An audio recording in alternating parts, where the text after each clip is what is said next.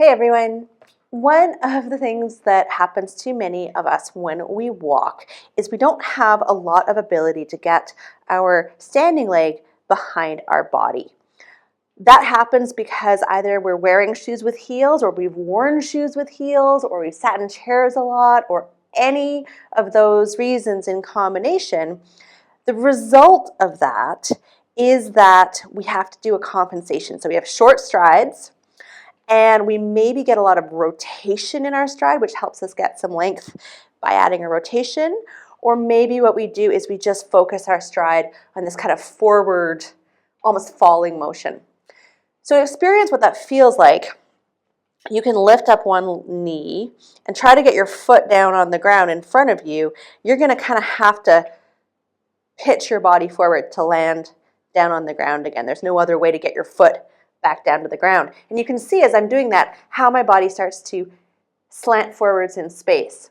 Now, if you're doing that every single step in your whole life, you're creating a lot of acceleration going up to your head and neck. And so that's the crazy way your walking technique can actually contribute to tight shoulders, tight necks, headaches, and even overly forward curvature of our upper backs, because every single step turns into this kind of throwing forward motion. Now, to get more hip extension in your walking, hip mobility work can be really helpful. My Joints for Life program is a great place to go to start working on that. But you also probably want to work on tension in your calves and the back of your body. So we're going to do a really simple calf stretch today, which is one of the best ways to start asking your body to kind of re-lengthen, to lengthen back out to normal so that you can get your leg a little further behind you when you walk so that there's less of that pitching forward. So what you're going to do is you're going to get a half roller. If you don't own a half roller, you can use a rolled up towel or a pool noodle.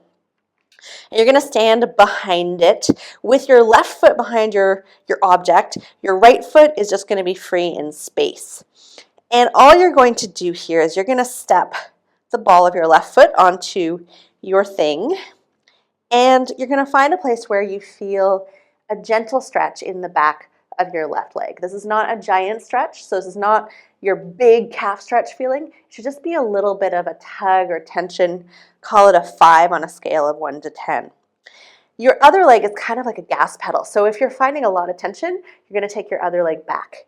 If you're finding that you've got a little bit of room to go forward, then go forward with your other leg. Most people go too far forward with their other leg though. So again, keep it gentle. You're kind of just trying to help your foot and leg get used to being in this slightly ankle bent dorsiflexed position and letting go of tension there so that when you walk, that's a more accessible range of motion for your body. So you're just hanging out. And I wanted to share this particular exercise with you because this is a do anywhere, anytime exercise. I highly recommend getting yourself a half roller. I have a link to that on my equipment blog post on my website, so there's a link in the caption for you below. But you can take your half roller, leave it in your bathroom, and when you're brushing your teeth, you can be doing this stretch. It's super gentle. Let's switch sides and do the right hand side, and I'm going to show you from the front this time. So, standing with my left foot on the side of my roller, my right foot is going to step up, and I'm going to put the ball of my right foot onto the roller. My weight stays pretty much in the heel of my right foot. So my roller is not being squished here. Squishing the roller is the opposite of what we want to do. The weight stays in your heel.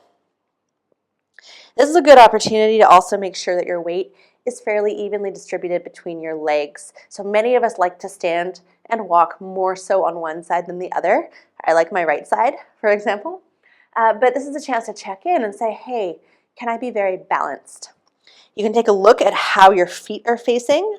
Are they super turned out? If they are, can you make them a little straighter? Not so much that it hurts your knees, but just enough that you start helping your body adapt to being a little bit more feet straight. And you just hang out and you brush your teeth, or maybe you have a cup of coffee or a cup of tea. This is a gentle adaptation movement and not your classic gym stretch. So basically, if you think about it, we're trying to readapt our body away from shoes and chairs. We spent a lot of time in shoes and chairs getting shorter. Now we're like, let's spend a lot of time getting a little bit longer. So you can do this multiple times a day, anytime, anywhere that you've got something to put your foot up on. You're keeping it gentle. You're just going for a little bit of stretch. You're staying vertical. You're staying even. And over time, that's going to help you adapt better to minimal shoes, walk better, save yourself a lot of upper body tension. It'll even help things like hip and pelvic floor issues because of the relationship to walking. So there you go. That is the calf stretch. I hope you enjoyed it. And make sure to check out the resources in the caption below. Okay, cheers.